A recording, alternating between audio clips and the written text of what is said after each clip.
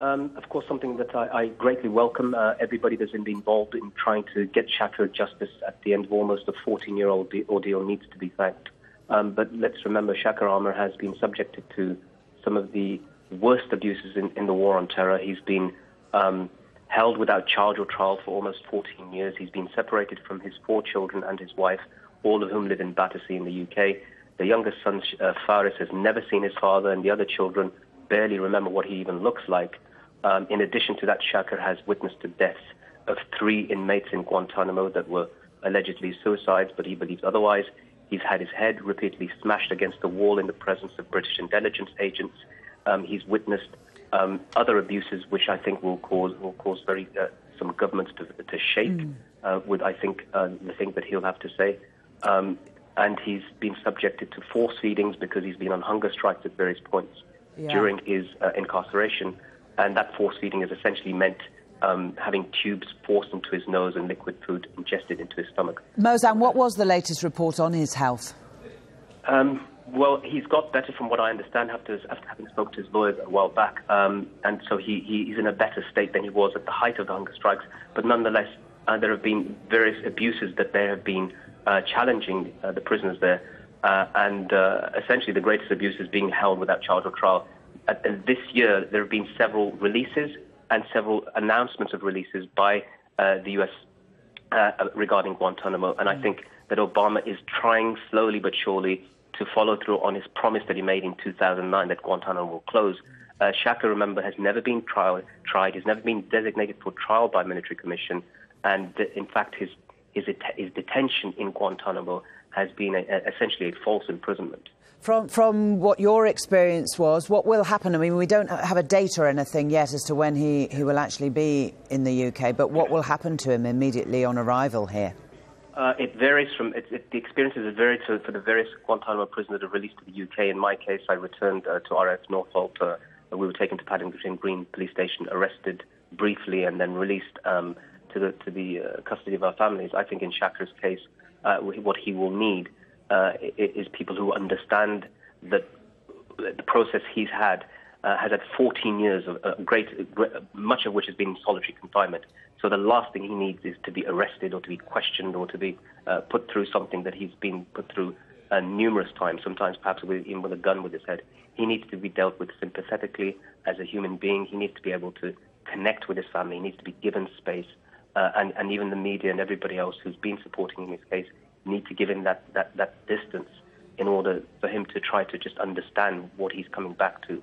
Because 14 years of cages and dogs and military uniforms and guns and then walking into the streets of Britain, he will have been in for like a culture shock. Things have moved on so much. The internet, mobile phones, smartphones and things are things he's never dealt with before. And he will really need time and effort to be able to reconnect with all of that. And the psychological impacts, the ramifications are presumably, well, lifelong.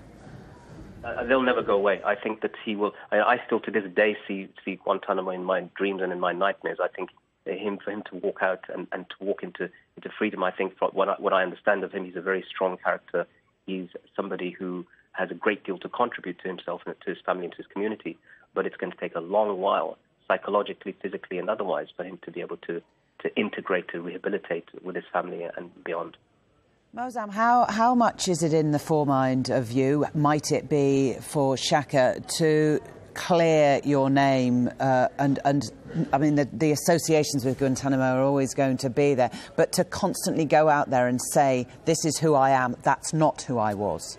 Well, Shaker already began this process from inside Guantanamo via his lawyers. He's written articles that have appeared in broadsheets in the UK. He's done interviews have been conducted by his lawyers for the BBC and other media organisations in which he said and described who he is.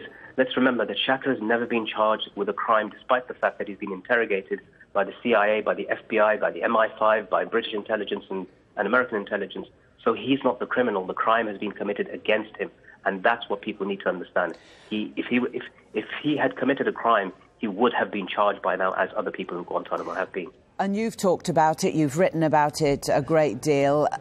Is there an urgency in your mind will there be in his for some sort of justice for those, what as you say, is nearly 14 years of his life? Well, there's two aspects to this. One is that the United States held him, so there's been no accountability. Out of the almost 800 prisoners that were held in Guantanamo, the United States has never been held to account. No one's been prosecuted, not even for unlawful killings of prisoners there. In the United Kingdom, there has been an agreement that was reached between ourselves, the former Guantanamo prisoners, and the British government in terms of an out-of-court settlement. Shaker's case was also part of that out-of-court settlement. So essentially, he's already been exonerated by the government. They just simply didn't negotiate his release back. That happened back in 2010. So, for all intents and purposes, he's already exonerated, as we are. OK, very interesting. Now, back the Bush administration and then the Obama administration said that he could be released to Saudi Arabia. In your view, in his and the various charities and organisations that have been acting for Shaker, did the British government at that stage do enough? Could they have done more? Well, of course they could have. They could have done a lot more because Britain has and the United States have that special relationship. After all, let's remember that many other countries had negotiated the release of their prisoners. For example, Afghans, Mauritanians, Turks and so forth were all released to their countries of origin. And in some cases, they had been residents and were not initially citizens, like the case of Murat Kurnaz in Germany, for example. But in Shaker's case, actually, he should have been released a lot earlier. The fact that he's a Saudi citizen is neither here nor there. He was given leave to remain in the UK. His wife is British. His children are all British, born and raised.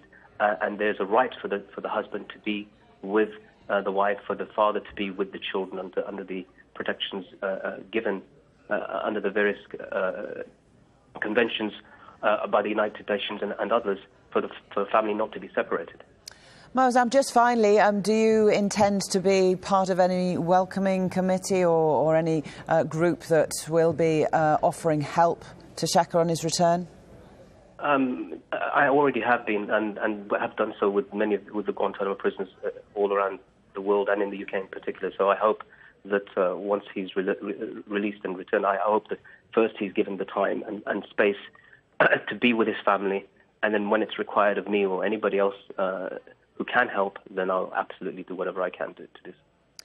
Moazzam Begg, thanks for speaking to us here at Sky News.